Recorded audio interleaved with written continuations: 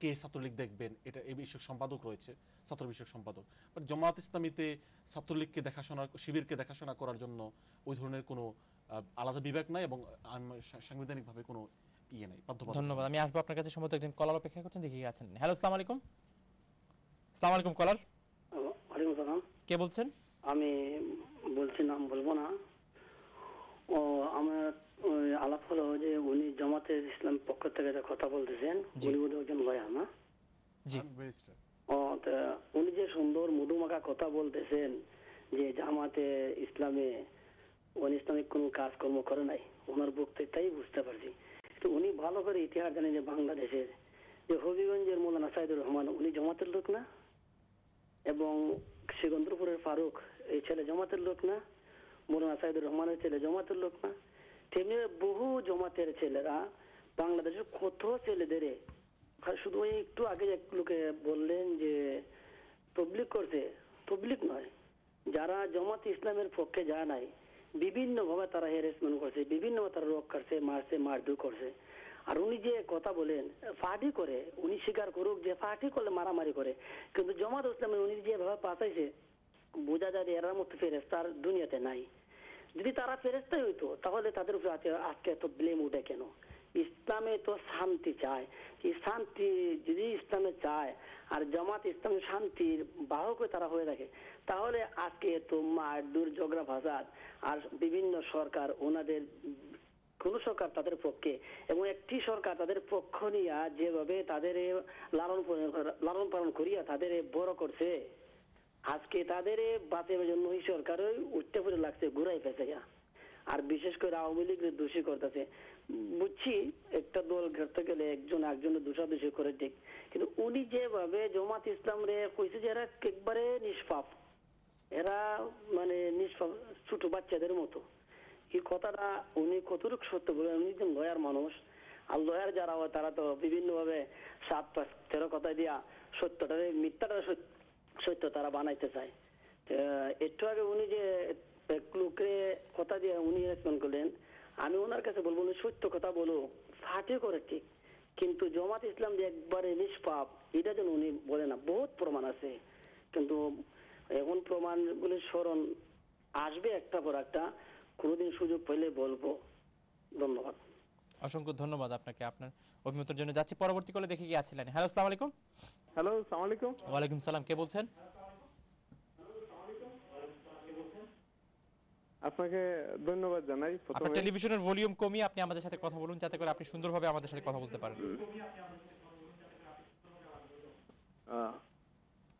আমি ফোন করছি সান্ডারল্যান্ড থেকে। জি। প্রথমে আপনার মাধ্যমে আমাদের নেতা সৈয়দ শায়েখ আহমদকে ধন্যবাদ জানাই। আর আমরা আসলে এই অভিমত যুদ্ধ অপরাধীর মূল বিষয় হচ্ছে যুদ্ধ অপরাধীর বিচার। আমরা তো অনেক আশা আকাঙ্ক্ষা স্বপ্ন নিয়ে বঙ্গবন্ধুর প্রতীক নৌকা মার্কায় ভোট দিয়ে গণমানুষের সংগঠন বাংলাদেশ আওয়ামী লীগকে নির্বাচিত করেছি। বাঙালি জাতির এক দফা এক দাবি যুদ্ধ অপরাধীর বিচার। এখন তো আর এই ডাইন বাউ চাইলে তো আর হবে না। আমরা স্যার যুদ্ধ অপরাধী বিচার এই 5 বছরের ভিতরে হবে কি না হবে না।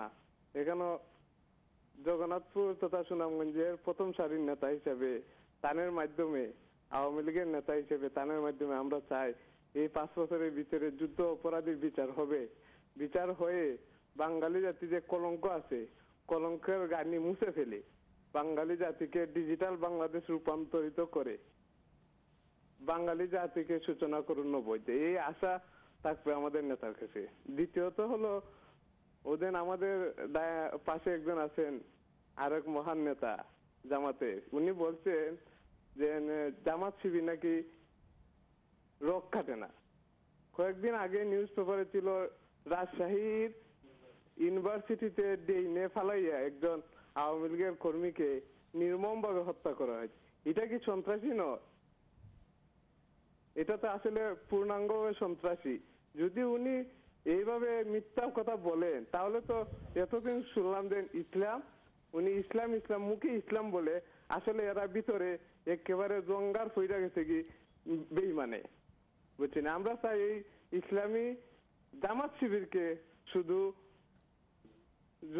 শুধু জামাত শিবিরকে এই রাজনীতি নিষিদ্ধ করা হোক, আর তো ইসলামী কোনো দলকে নিষিদ্ধ করা। কারণ হচ্ছে ওরা মুখে বলে এক কথা, ভিতরে খালি কুসংস্কার, জঙ্গিবাদ, বাংলা ভাই, এই ভাই সেই ভাই জন্ম দিয়ে বাঙালি জাতিকে লাঞ্ছিত, বঞ্চিত, কলঙ্কিত করছে।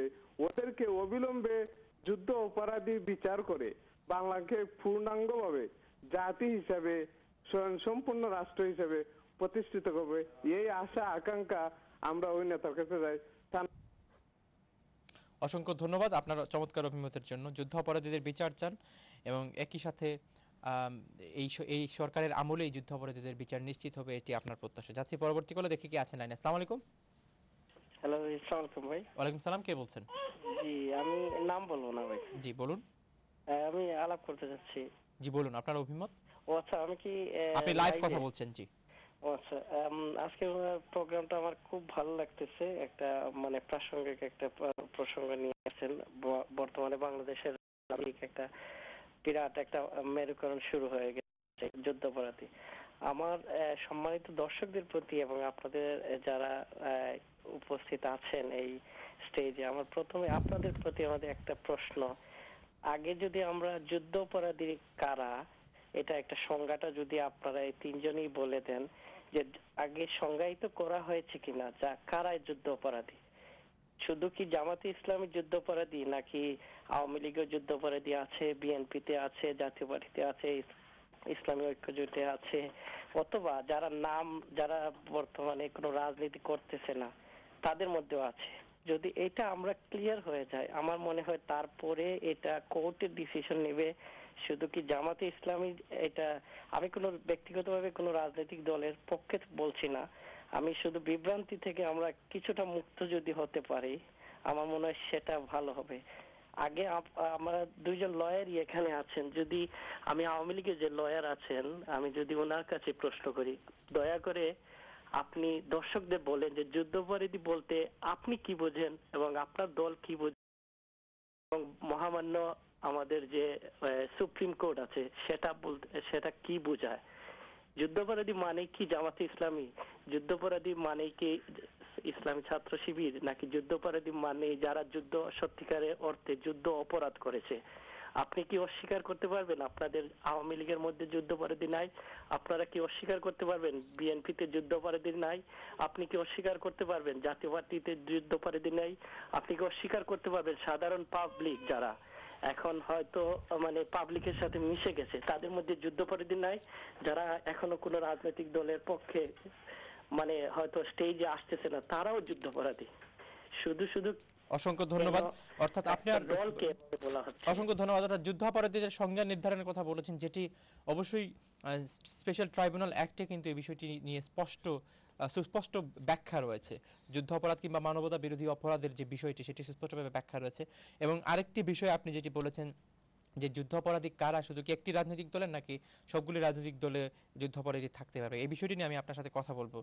জনাব সৈয়দ শায়কুর আহমেদ, আপনার সাথে এই বিষয়ে কথা বলবো যে যুদ্ধ অপরাধী কি শুধু জামাত ইসলামকে টার্গেট করা হচ্ছে নাকি অন্যান্য দলেও এই বিষয়টি নিয়ে এই বিষয়টির অন্যান্য দলেও যুদ্ধ অপরাধীরা রয়েছেন এবং এই বিষয়ে সরকারের অবস্থান কোথায়, অন্যান্য কোনো রাজনৈতিক দলে যদি যুদ্ধ অপরাধীরা থেকে থাকে। যাচ্ছি পরবর্তী কলে, দেখে কে আছেন লাইনে। হ্যালো, আসসালামু আলাইকুম। আসসালামু আলাইকুম। কে বলছেন? ফরহান সাহেব, নাম খয়রাম না? জি, আপনার অভিমত। আমার কিছু প্রশ্ন হইল গিয়ে আওয়ামী লীগের নেতার কাছে। জি খোকা। যেহেতু তাই একটা এলাকার, প্রথমত তাই সংগ্রামের আগে কোন সংগঠন কর্তা, কোন ছাত্র সংগঠনের লগে জড়িত আসলা, কবে তাই ছাত্রলীগের জয়েন করলা? দ্বিতীয়ত প্রশ্ন হইল কি তার এলাকার যারা শান্তি কমিটির সদস্য আছিল বা যারা জামাত করে এরার নাম টাম তাই একটু কইলে আমরা একটু খুশি হইব। Thank you. আর কোনো প্রশ্ন? আর না, ধন্যবাদ আপনাকে। যাচ্ছি পরবর্তী কলে, দেখে কে আছেন লাইনে। হ্যালো, আসসালামু আলাইকুম। আপনার টেলিভিশনের ভলিউম কমিয়ে যদি আপনি আমাদের সাথে কথা বলেন তাহলে আমরা আপনার কথা সম্পূর্ণ স্পষ্টভাবে শুনতে পাবো। যাচ্ছি পরবর্তী কলে, দেখে কে আছেন লাইনে। হ্যালো, আসসালামু আলাইকুম। হ্যালো, আসসালামু আলাইকুম। হ্যালো, আসসালামু আলাইকুম। ওয়ালাইকুম সালাম, কে বলছেন? হ্যালো, আসসালামু আলাইকুম। ওয়ালাইকুম সালাম, কে বলছেন? আমি নর্থ ইস্ট যুবলীগের সভাপতি সাজ আমার নাম। জি, আপনার অভিমত। আমি সান্দালন্ত। আমার অভিমত হইল, আমি ধন্যবাদ জানাই সৈয়দপুরের কৃতি সন্তান, সুনামগঞ্জ জেলা আওয়ামী লীগের অন্যতম নেতা এবং সুনামগঞ্জ বারের সাবেক সাধারণ সম্পাদক শ্রদ্ধেয় বড় ভাই সৈয়দ শাহ আহমদকে আজকের এসএনএলএস এর অভিমত অনুষ্ঠানে আসার জন্য। আমি ওনার কাছে একটা দাবি রাখবো যে উনি একজন শীর্ষস্থানীয় নেতা, যাতে এই সরকারের আমলে, বাংলাদেশ আওয়ামী লীগ সরকারের আমলে যাতে যুদ্ধ অপরাধী বিচার হয়, সেটা যাতে আইনের মাধ্যমে স্বচ্ছ আইনের মাধ্যমে যাতে যুদ্ধ অপরাধী বিচার হয়, তা কার্যকরী ভূমিকা রাখার জন্য। আর আমার অনুরোধ থাকবে আপনাদের কাছে এমন ব্যক্তিদেরকে আনবেন যাদের কাছ থেকে সত্য ঘটনা বেরিয়ে আসবে, সত্যকে মিথ্যা দিয়ে যাতে ডাকানো না যায়। জামাত শিবির একটা সন্ত্রাসী দল, সেটা তাদের কার্যক্রমের মাধ্যমে প্রমাণিত হয়। গত জোট সরকারের আমলে বাংলা ভাই শাহ আব্দুর রহমান, উনার মতিউর রহমান নিজেই বলেছিলেন এটা মিডিয়ার সৃষ্টি। শেষ পর্যন্ত প্রমাণিত হলো যাতে এটা মিডিয়া সৃষ্টি নয়, এটা জামাতেরই সৃষ্টি। ধন্যবাদ আপনাকে আপনার অভিমতের জন্য। যাচ্ছি পরবর্তী কলে, দেখি কি আছেন। হ্যালো, আসসালামু আলাইকুম। হ্যালো, আসসালামু আলাইকুম। ওয়ালাইকুম সালাম, কে বলছেন?